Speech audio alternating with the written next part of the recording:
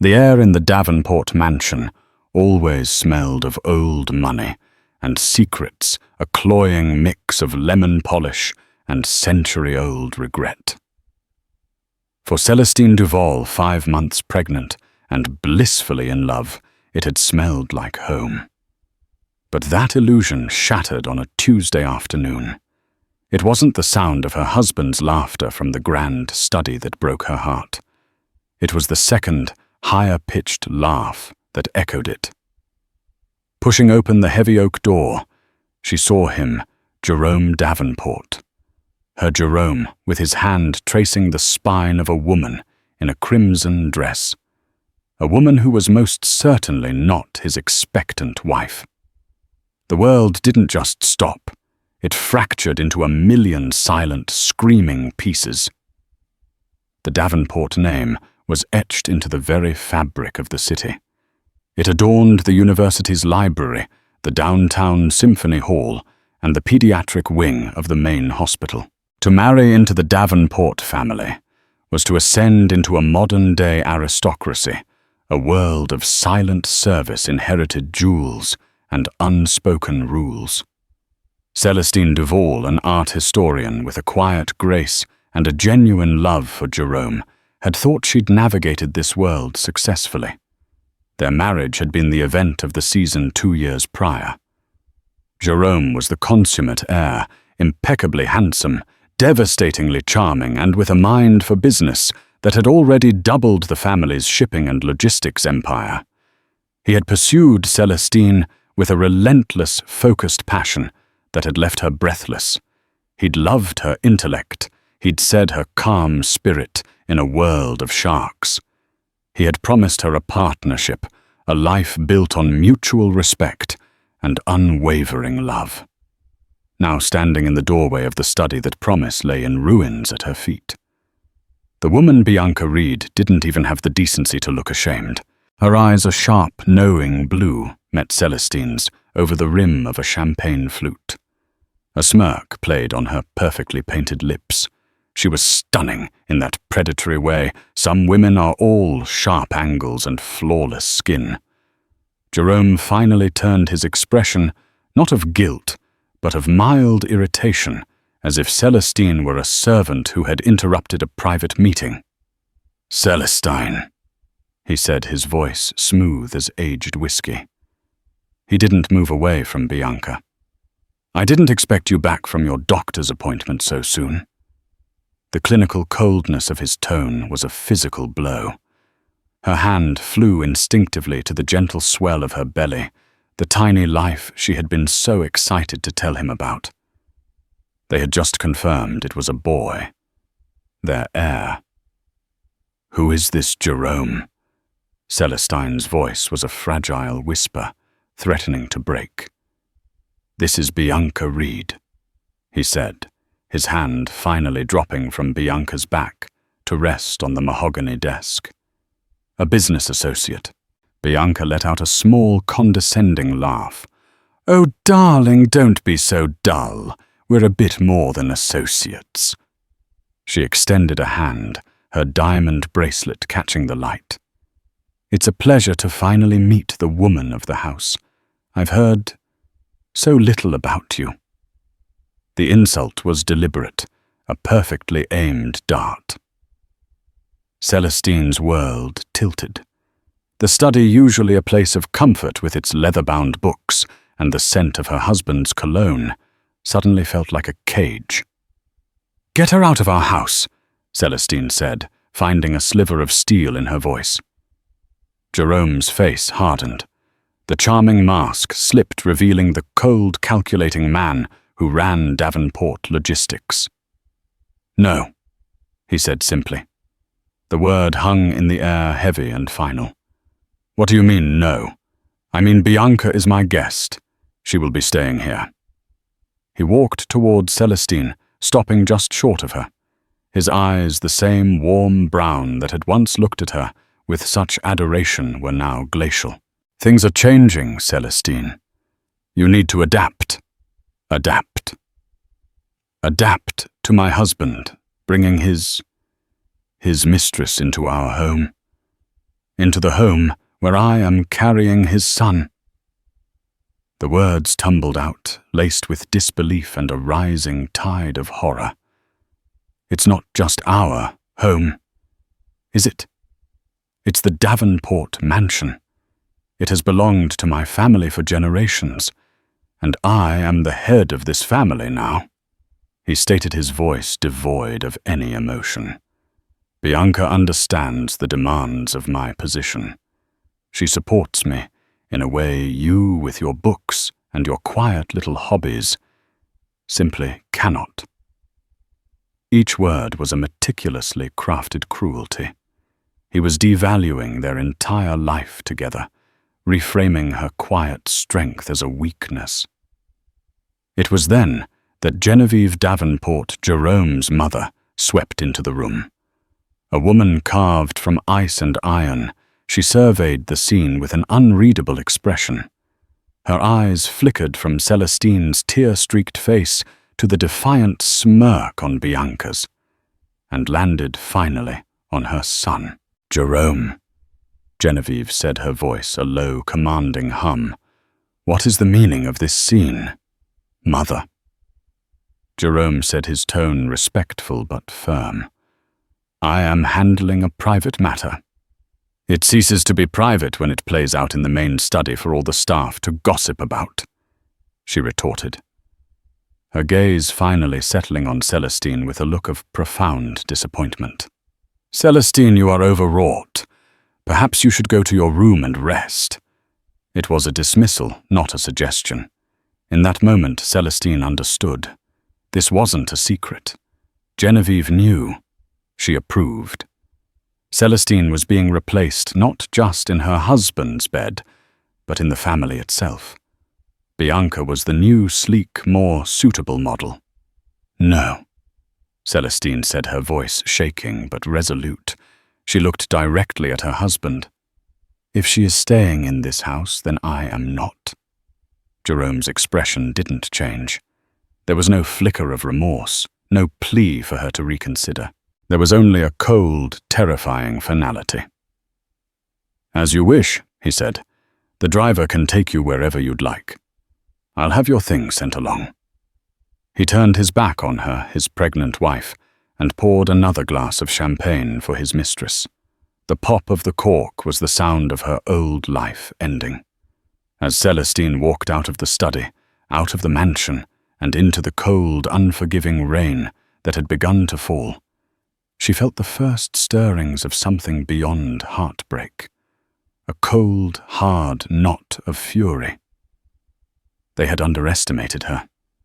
They saw her as a quiet, disposable wife. They had no idea who she was about to become.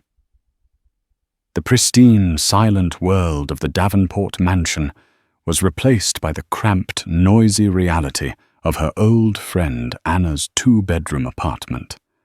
The smell of lemon polish was gone, replaced by the scent of Anna's garlic-heavy cooking and the faint aroma of the city rising from the street below. For 3 weeks, Celestine existed in a fog of grief. She went through the motions eating when Anna put food in front of her, sleeping, when exhaustion claimed her, and holding her belly as if to shield her unborn son from the wreckage of his father's betrayal.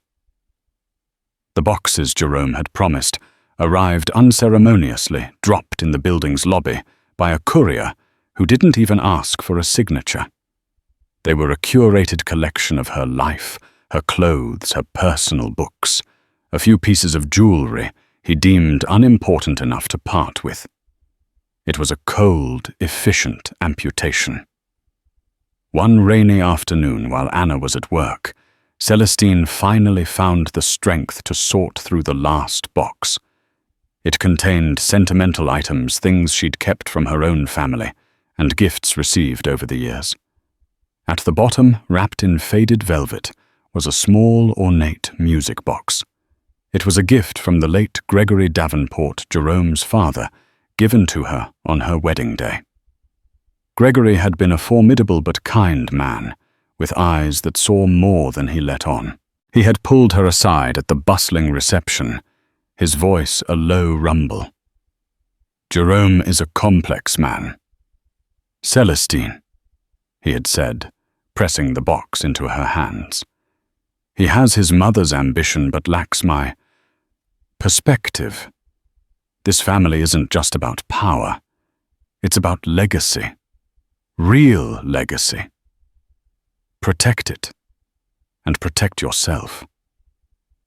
At the time, she'd thought it was a cryptic but well-intentioned blessing. Now his words felt like a premonition. She ran her fingers over the inlaid mother-of-pearl.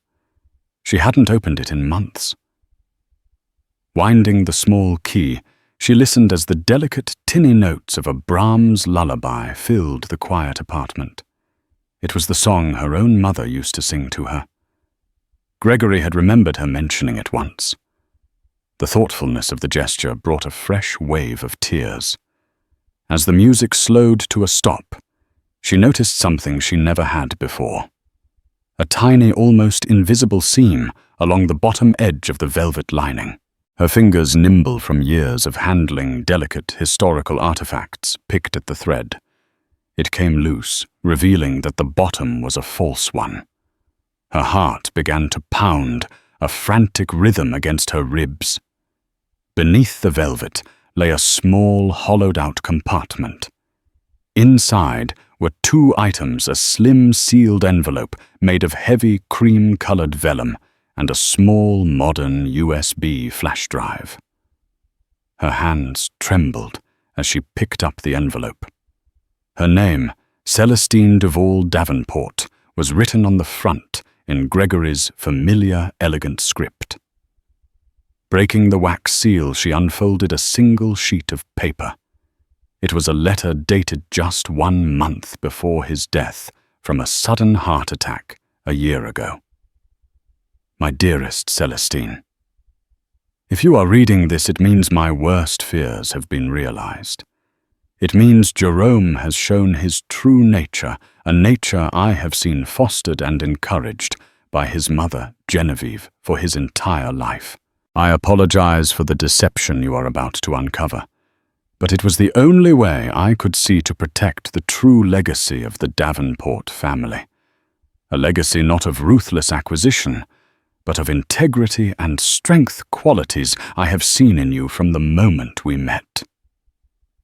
The Davenport Trust, the very heart of our family's fortune, is not as straightforward as Jerome believes. It is bound by a secret codicil I created years ago, a document known only to myself and my most trusted attorney, Lawrence Adler. It is called the matrilineal proviso. It states that full control and inheritance of the trust's primary assets can only pass to a direct biological descendant who also carries the bloodline of a specific maternal ancestor, a woman of great character who was the true founder of our family's initial wealth. Celestine, my son Jerome cannot fulfill this requirement. He is not my biological son." The words leaped off the page, searing themselves into her mind. Not my biological son. The room spun. Jerome, the proud heir, the man who defined himself by his lineage, was a fraud.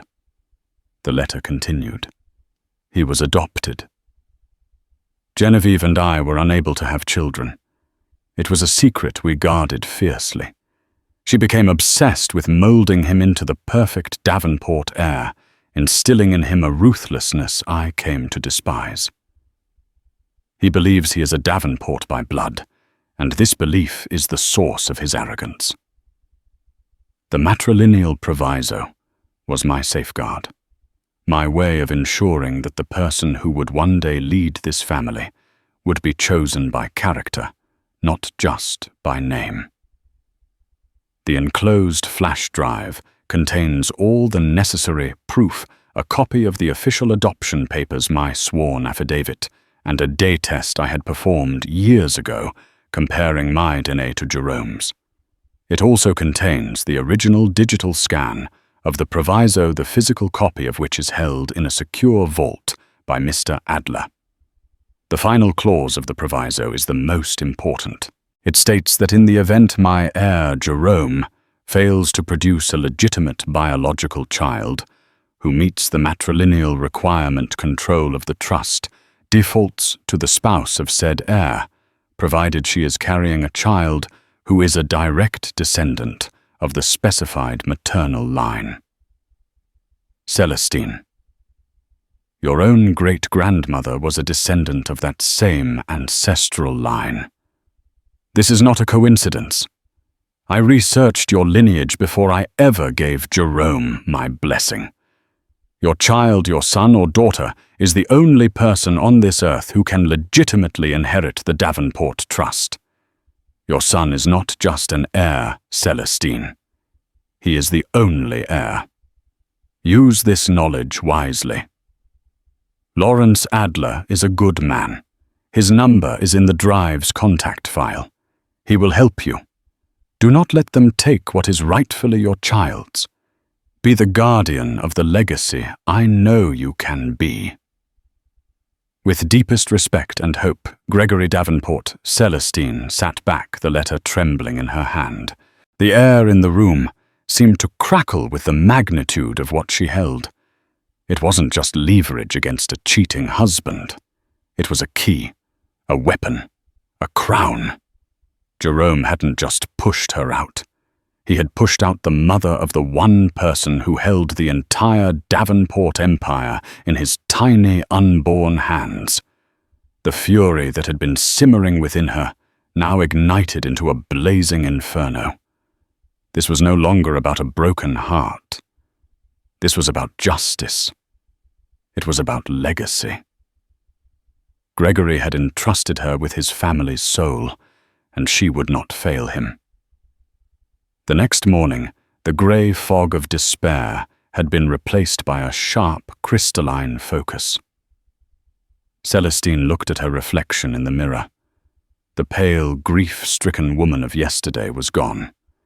In her place was a woman with a purpose, her eyes holding a new steely glint. She was no longer just Celestine Duval, the spurned wife. She was the regent for the true Davenport heir. She plugged the USB drive into Anna's laptop. It was meticulously organized.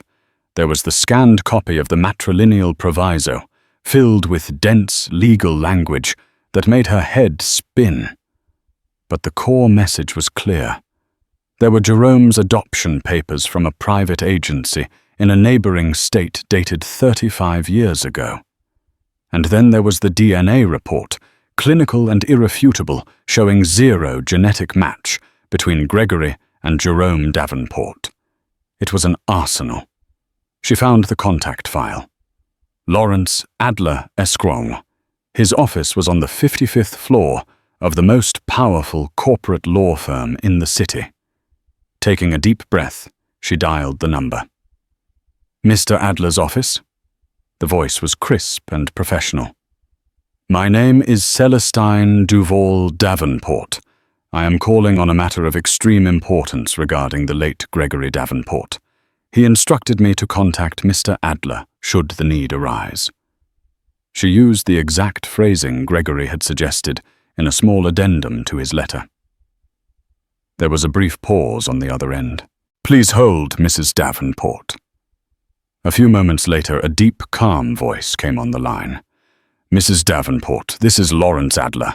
I have been waiting for this call for over a year. How can I help you?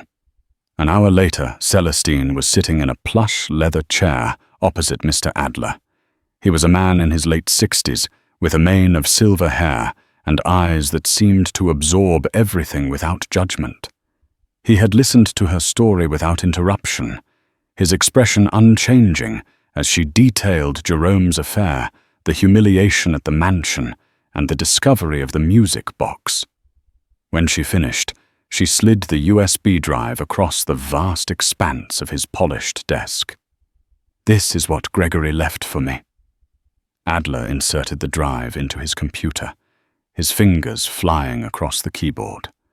For 10 minutes, the only sound in the office was the soft clicking of keys and the distant hum of the city.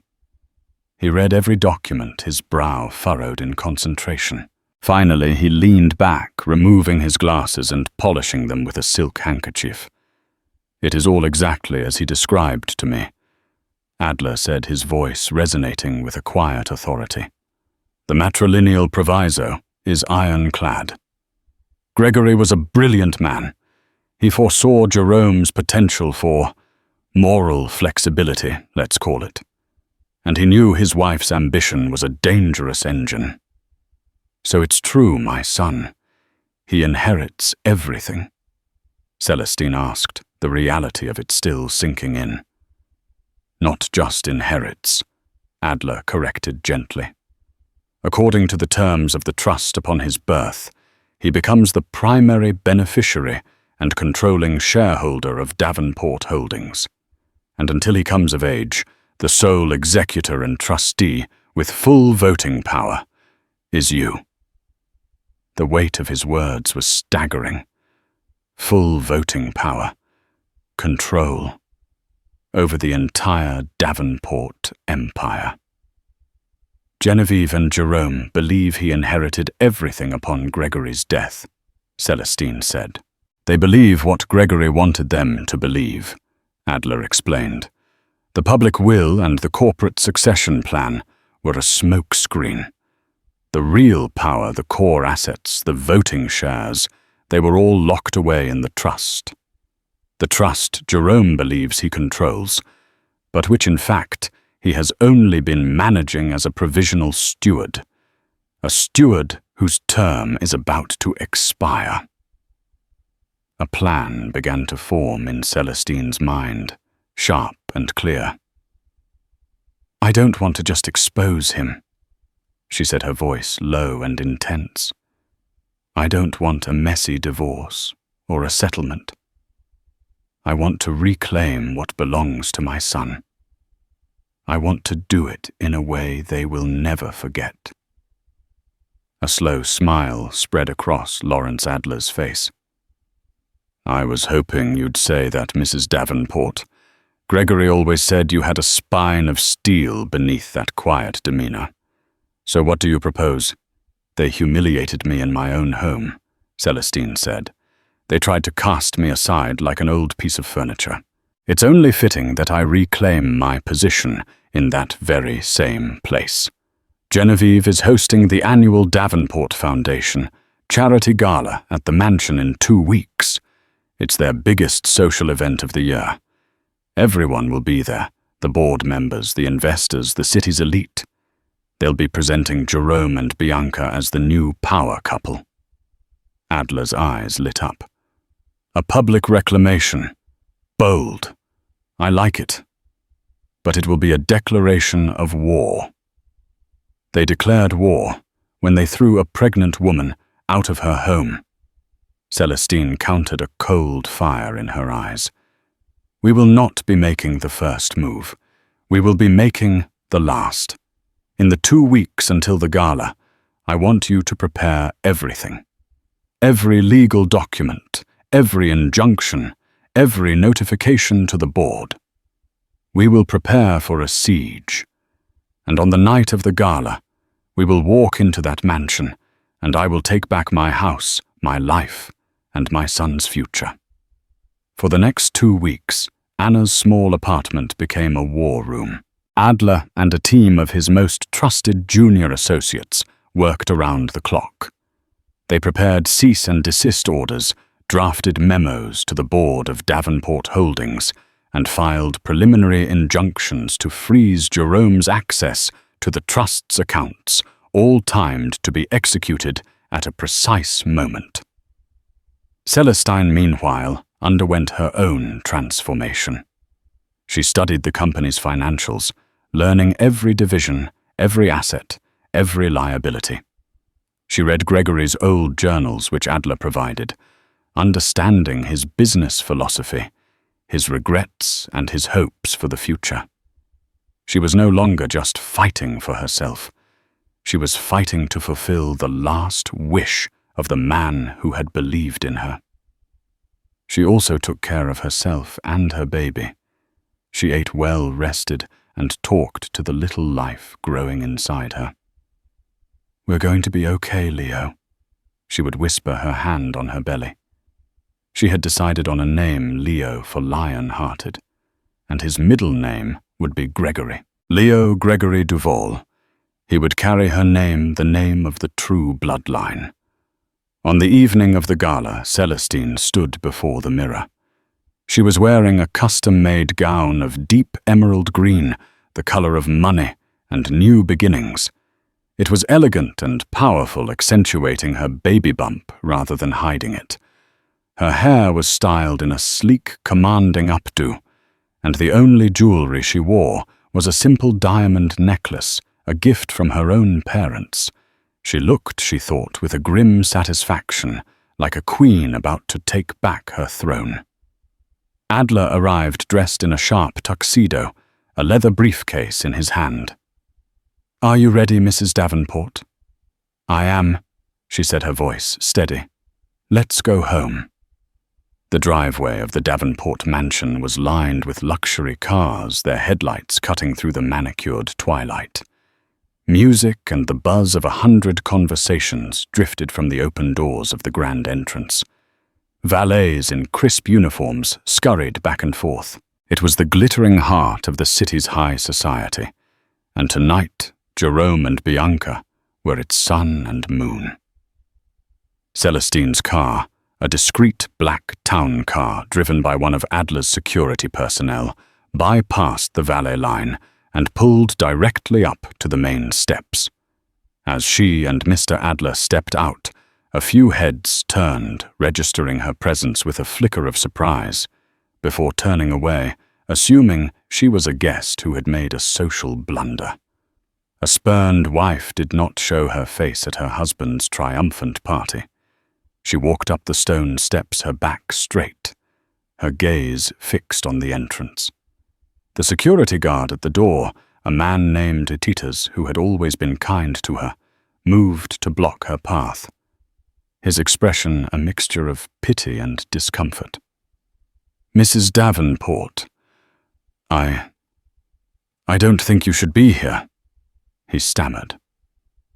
Celestine met his gaze not with anger, but with unshakable authority. "I am not a guest, Peters. I am the lady of this house. Please step aside." Something in her tone, some new unbreakable core of strength made him hesitate. Before he could respond, Mr. Adler stepped forward. "This is a private legal matter. You will be held personally liable if you obstruct us," he said, his voice low and sharp. Peters, out of his depth, paled and moved aside. Celestine walked into the grand ballroom. The scene was exactly as she had pictured it. Crystal chandeliers dripped light onto a sea of tuxedos and designer gowns. A string quartet played softly in the corner. And in the center of it all, near the grand staircase, stood Jerome, Bianca, and Genevieve. Jerome was holding court, a confident smile on his face, his arm possessively around Bianca's waist. Bianca was radiant in a dress of shimmering gold, soaking in the attention like a flower starved of sun. Genevieve stood beside them, a regal and approving presence, the architect of her son's new life. As Celestine and Adler stepped into the room, a ripple of silence began to spread from the entrance. Conversations faltered. Heads turned. The music seemed to thin. Jerome's smile froze on his face when he saw her. His eyes narrowed, a flash of pure fury crossing his features. Genevieve's expression turned to one of utter contempt. Bianca simply looked triumphant, as if Celestine's presence was the final confirmation of her victory. Celestine ignored the whispers, the stares, the palpable tension that had seized the room. She walked forward, her heels clicking purposefully on the marble floor, a sound that cut through the sudden silence. She did not stop until she was standing directly in front of the trio. "Celestine!" Jerome hissed, his voice low, so only she could hear. What in God's name do you think you're doing? I told you to stay away. Get out before you embarrass yourself further. The only people who will be embarrassed tonight, Jerome, are you. Celestine replied, her voice calm and clear, yet loud enough for those nearby to hear. The circle of silence around them widened. She turned her gaze to Genevieve. A lovely party, Genevieve. It's a shame you've held it under false pretenses. Genevieve's lips thinned into a bloodless line. You have 5 seconds to leave this house before I have security throw you out. Your security? Celestine asked with a small, cold smile. I don't think they'll be taking orders from you for much longer. She looked past them, raising her voice to address the assembled guests, many of whom were board members and key investors. Good evening, everyone. I apologize for the interruption. My name is Celestine Duval, and I am here to reclaim what is mine. A confused murmur rippled through the crowd. Jerome stepped forward, his face a mask of rage. She's hysterical, he announced to the room. The divorce has been difficult for her. Please, everyone, pay her no mind. There will be no divorce, Jerome, Celestine said, her voice ringing with authority. Because you have nothing to offer me in a settlement.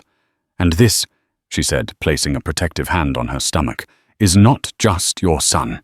He is the sole legitimate heir to the entire Davenport Trust, which is more, she added, her eyes locking onto his, than I can say for you. The gasp that went through the ballroom was a collective intake of breath. The accusation was so audacious, so unbelievable, that it stunned everyone into silence. Jerome laughed, a harsh, ugly sound. She's lost her mind. Absolutely mad. My father, Gregory Davenport, left everything to me. Did he? Mr. Adler said, stepping forward and opening his briefcase. Because I, as Gregory Davenport's private attorney and the executor of his estate, can assure you all that he did not. The game was afoot. The stage was set. In the heart of her enemy's stronghold, surrounded by their allies, Celestine had just lit the fuse. The explosion was coming, and she was ready to stand in the center of it.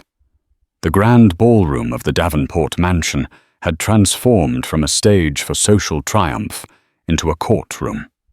The guests, once participants, were now a captive jury, their faces a mixture of shock, confusion, and rapt fascination. What is this nonsense, Adler? Genevieve snapped, her icy composure finally cracking. You were my husband's lawyer. Have you forgotten where your loyalties lie? On the contrary, Genevieve, Adler replied, his voice projecting easily across the silent room. My loyalty has always been and remains to the last will and testament of my client, Gregory Davenport. The entire will, not just the parts you found convenient. He pulled a sheaf of documents from his briefcase. Many of you on the board are familiar with the corporate succession plan Gregory laid out.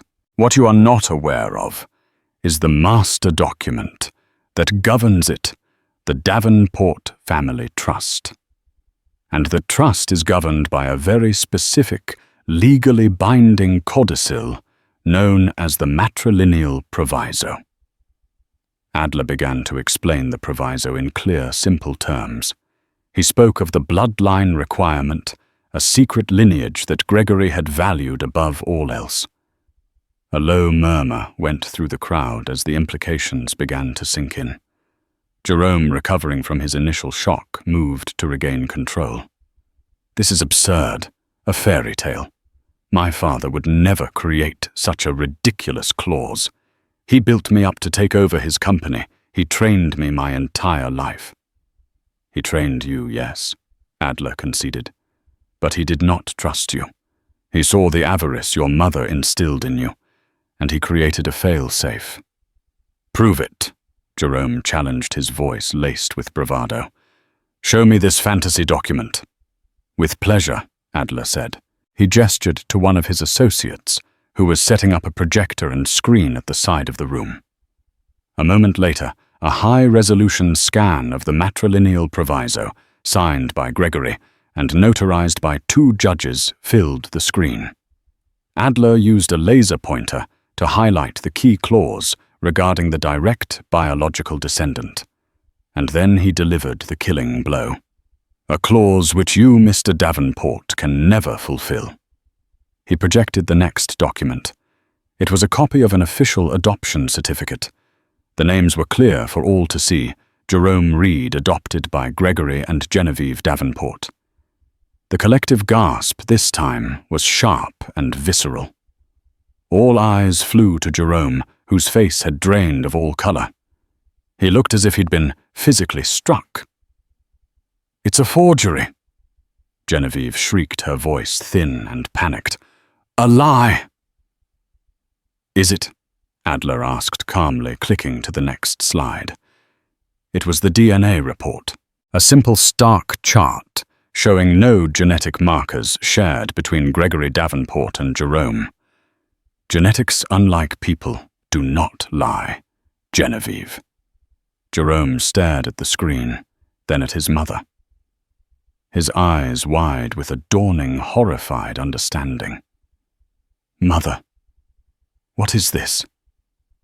Tell me it's a lie." Genevieve couldn't meet his eyes. Her entire life's work, the decades spent molding her adopted son into a ruthless heir. The secret she had guarded with an iron will had just been laid bare for her entire world to see. Her carefully constructed reality was shattering around her. Bianca, who had been standing beside Jerome like a golden statue, took a subtle step away from him. Her sharp mind was clearly processing the new landscape. The billionaire heir she had attached herself to was nothing. A man with a famous name but no actual claim to the fortune. Her investment had just turned to dust. Celestine stepped forward again, her voice cutting through the stunned silence. "Gregory knew." She said her words directed at Jerome, but heard by everyone. "He knew you weren't his son, but he raised you as his own. He gave you every opportunity. He just couldn't trust you with his legacy. Not when you chose ambition over integrity." She then looked at the board members assembled in the crowd. "But he did trust in the future. The proviso has one final clause. It states that if the appointed heir is found to be illegitimate, and the spouse of that heir is carrying a child who does fulfill the bloodline requirement, full and immediate control of the trust passes to her as regent until the child comes of age." Adler projected one last document, a genealogical chart professionally prepared, tracing Celestine's own lineage back, showing the direct, unbroken maternal line that connected her to the Davenport founder. It was irrefutable. "My son Leo Gregory Duval is the one and only true heir to the Davenport fortune," Celestine announced, her voice ringing with the force of absolute truth. "And as his mother and his guardian, I am now the sole executor of the Davenport Trust. This means I control all voting shares of Davenport Holdings." She let that statement hang in the air, a declaration of absolute power. "As my first act," she continued, her eyes sweeping over the silent, stunned faces, "I am accepting Jerome Davenport's resignation from his position as CEO, effective immediately. The board will convene with me tomorrow morning at 9 a.m. to discuss the transition." She then turned her gaze to Bianca, who was already trying to inch her way toward the exit. "And you," Celestine said, her voice dropping to a dangerously quiet level, "you are trespassing. I want you out of my house, now." Bianca flushed a mixture of fury and humiliation on her face. Without a word, she turned and practically fled from the ballroom, the whispers of the guests following her like a flock of birds. Finally, Celestine faced Jerome and Genevieve, Jerome was still reeling, staring at his mother with a look of utter betrayal. Genevieve, however, had gathered herself, her face a mask of pure hatred. "You will not get away with this," Genevieve whispered, her voice venomous. "This family is mine." "You never understood, did you?" Celestine replied. Her voice filled with a strange sort of pity. "It was never about you or Jerome, or even me. It was about legacy, a legacy of character, and you have none." She turned to the head of security. "Peters, please escort Mr. Davenport and his mother from the premises. They are no longer residents here." Peters, who had watched the entire drama unfold with wide eyes, nodded slowly. "Yes, ma'am." He and another guard moved towards Jerome and Genevieve. For the first time, the staff of the mansion were taking their orders from her. The power shift was complete, and it was absolute. The aftermath of the gala was a quiet storm. As Jerome and a sputtering Genevieve were escorted out into the night, a profound silence fell over the remaining guests. The party was over. One by one, and in small whispering groups, the city's elite departed, leaving Celestine and Mr. Adler standing alone in the vast, suddenly silent ballroom. The staff began to clear the remnants of the party, their movements quiet and respectful. The head housekeeper, Mrs. Gable, a woman who had worked at the mansion for 40 years and had been a confidant of Gregory's, approached Celestine, her eyes filled with tears. "Mr. Gregory would be so proud of you, ma'am," she said, her voice thick with emotion. "He always said you were the strongest of them all." In that moment, Celestine felt the full weight of her new reality settle upon her. She wasn't just a victor, she was a custodian. She had not just won a battle. She had inherited a kingdom and the responsibility that came with it. The days that followed were a blur of focused activity. The 9 a.m. board meeting was a tense but decisive affair, faced with the undeniable legality of the trust documents presented by Adler's firm, and the fact that Celestine now controlled 68% of the company's voting shares. The board had no choice but to ratify her position as interim chairwoman. Her calm demeanor, her intimate knowledge of the company's financials, thanks to her 2 weeks of intense study, and her clear vision for the future, a vision based on Gregory's principles of sustainable growth and ethical practice. Not Jerome's aggressive high-risk expansionism, quickly won over the more pragmatic members. Her orders were swift and precise. She initiated a full audit of the company's books, suspecting Jerome's tenure was rife with questionable deals. She froze all corporate accounts to which Jerome had personal access. She replaced the head of security with her own team and changed the locks on the mansion and the executive offices. She was fortifying her new domain. Genevieve stripped of her standing, and her home tried to fight back. She hired a team of ruthless lawyers to contest the proviso, claiming Gregory was not of sound mind when he created it.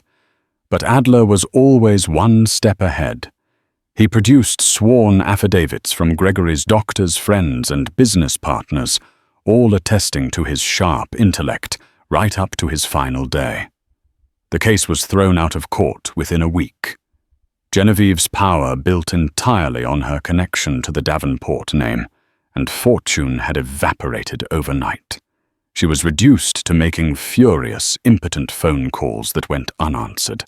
Jerome's fall was even more precipitous.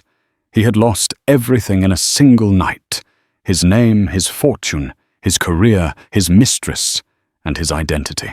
The man who had been the master of his universe was now adrift. Bianca, true to her nature, had vanished. Her calls to Jerome went straight to voicemail. She was already scouting for her next benefactor.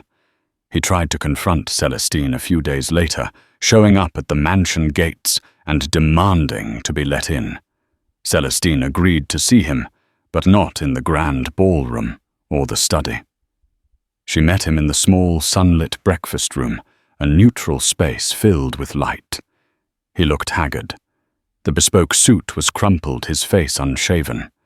The arrogant charm was gone, replaced by a hollow-eyed desperation.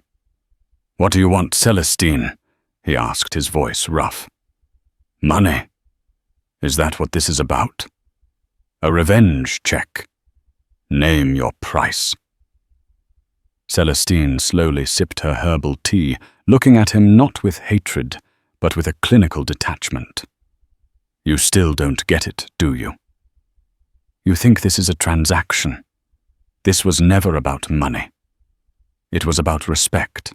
It was about the vows you broke and the family you tried to destroy. That woman, my mother, she lied to me my entire life," he raged, looking for somewhere to place the blame. "Everything I am, everything I thought I was, is a lie." "Yes," Celestine agreed calmly. "It is. But you had a choice. Gregory gave you a good life, a name, an education. You could have chosen to be a good man. You chose to be a cruel one. You chose to bring that woman into our home to humiliate me while I was carrying your child. The lie you were told is your mother's sin.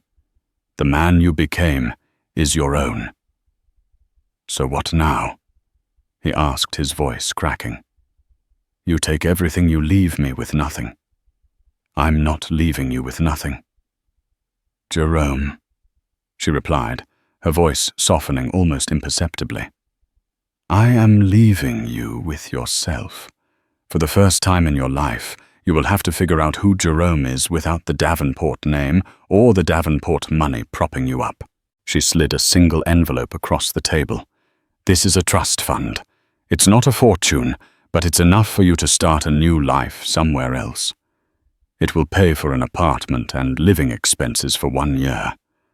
After that, you're on your own. It's more than you deserve, but it's what Gregory in his better moments would have wanted. A chance for you to find some decency in yourself." He stared at the envelope as if it were a snake. His pride warred with his desperation. Finally, he snatched it from the table. "You think you've won?" He sneered, a flicker of his old arrogance returning. "This wasn't a game, Jerome," Celestine said, standing up, signaling the end of the conversation. "Goodbye." He left without another word. As Celestine watched him walk down the long driveway, a man stripped of his borrowed power, she felt no triumph, only a quiet, somber resolution. The past was finally being put to rest. The 3 months that followed the gala were a period of profound and quiet revolution. The Davenport mansion, which had once felt like a museum of opulent restraint, slowly began to breathe again under Celestine's command. The first change was the light. On her first morning as its undisputed mistress, she had walked through the cavernous halls and ordered the heavy, light-blocking velvet drapes chosen by Genevieve to preserve the antique furniture to be taken down. As sunlight streamed through the tall Palladian windows, illuminating dust motes dancing in the air, it felt like the house itself was exhaling a long-held breath. Her leadership at Davenport Holdings began with that same clarity. The 9 a.m. board meeting had been a crucible.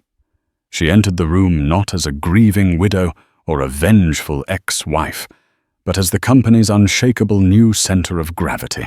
The all-male board friends of Gregory and appointees of Jerome watched her with expressions ranging from skepticism to outright hostility. But she was prepared. Flanked by Mr. Adler, she didn't speak of betrayal or family drama. She spoke of numbers, of logistics, of market projections and fiduciary duty. She laid out the initial findings of the immediate freeze on Jerome's executive accounts, pointing to irregularities that suggested not just mismanagement, but active embezzlement. Jerome ran this company on arrogance and high-risk gambles. She stated, her voice even and steady. I intend to run it on the principles my father-in-law valued: stability, integrity, and sustainable growth. When one of the older board members condescendingly suggested she appoint a more experienced CEO and take a comfortable seat as a silent partner, she met his gaze without flinching. "The time for silent partners is over, Mr. Henderson. I am the controlling shareholder, and I will be the acting chairwoman. My experience is in recognizing value and protecting it. That is precisely what I intend to do for this company." Her sheer competence and unwavering resolve silenced them. Respect, she learned quickly, was not given. It was seized. The full audit she commissioned was a hornet's nest. It uncovered a web of shell corporations and back-channel deals Jerome had used to line his own pockets. Celestine pursued the reclamation of these funds with a surgeon's precision, not with loud vengeance. Her actions were decisive, legal, and devastatingly effective. She dismantled Jerome's corrupt infrastructure and promoted deserving talent from within the company, earning the fierce loyalty of those who had been overlooked for years. The ghosts of her old life were exorcised with similar efficiency. Genevieve's legal challenges crumbled into dust against the iron wall of Adler's preparedness. Stripped of her social standing and financial power, she became a non-entity, a cautionary tale whispered at cocktail parties. Celestine established a modest trust in Genevieve's name, enough for a quiet, comfortable life, but a gilded cage nonetheless. It was a final dispassionate act of severance, devoid of either pity or malice. As for Jerome, he had vanished into the anonymity she had purchased for him. He made no further attempts to contact her. He was a chapter closed, a man erased by his own actions, left to wrestle with the hollow reality of who he was, without the name he had never truly owned. While one part of Celestine's life was about corporate warfare and consolidation of power, the other more significant part was a gentle inward journey. As her belly grew, the mansion's transformation mirrored her own. A wing of the house that had been a repository for forgotten art was converted into a bright, airy nursery. The scent of lemon polish and old regret was replaced by the faint aroma of fresh paint and new beginnings. She spent her evenings not poring over financial reports, but walking through the blooming rose gardens, one hand on her stomach, speaking softly to the child within. She told him about the stars, about the kindness of his grandfather Gregory, and about the strength of the bloodline he carried. This child was not just her son. He was her purpose, the living embodiment of the legacy she had fought to save. One crisp autumn afternoon, as golden leaves drifted past the windows of her study, she went into labor. The birth was long and difficult, but Celestine met the pain with the same focused determination she had brought to the boardroom. And then, in the quiet, sterile environment of the hospital's best suite, the world fell away. The moment the nurse placed her son in her arms, all the fight, the anger, and the strategy dissolved into a wave of love so profound, it was breathtaking.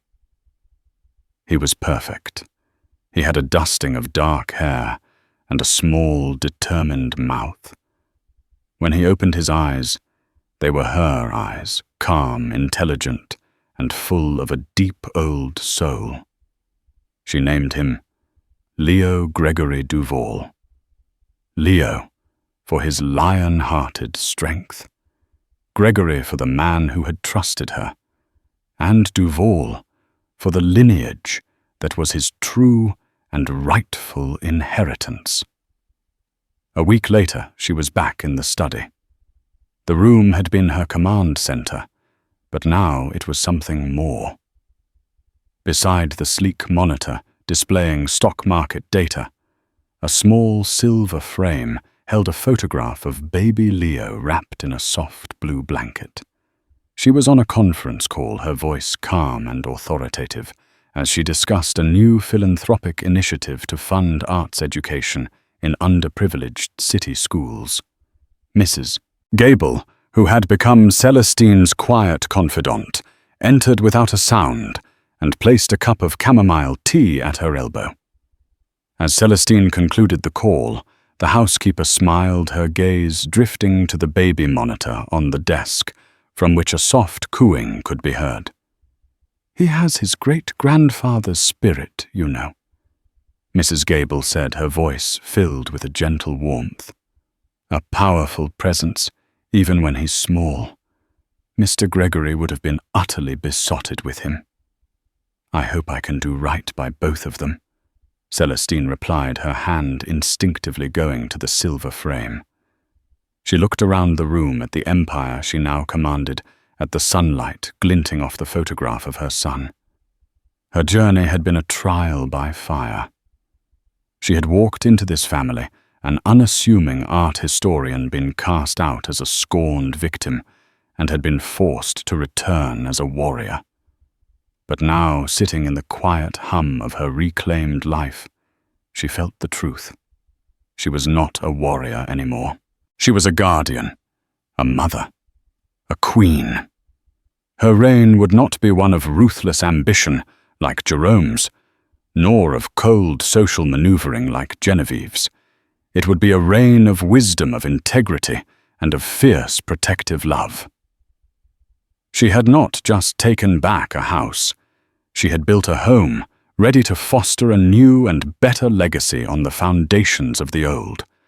The future of the Davenport name and the Duval bloodline was finally truly safe. And so Celestine Duval's story isn't just one of a marriage ending. It's the story of a woman finding her own immense power in the ashes of betrayal. She turned the deepest heartbreak of her life into her greatest strength, proving that true legacy isn't about the name you carry, but the character you build. She faced down her tormentors, not with screaming or crying, but with intelligence, strategy, and an unbreakable will to protect her child. It's a powerful reminder that sometimes the quietest people have the strongest resolve, and that justice, when it finally comes, can reshape an entire world. What do you think of Celestine's final decision regarding Jerome? Was she too lenient, or did she handle it with perfect grace? Let us know your thoughts in the comments below.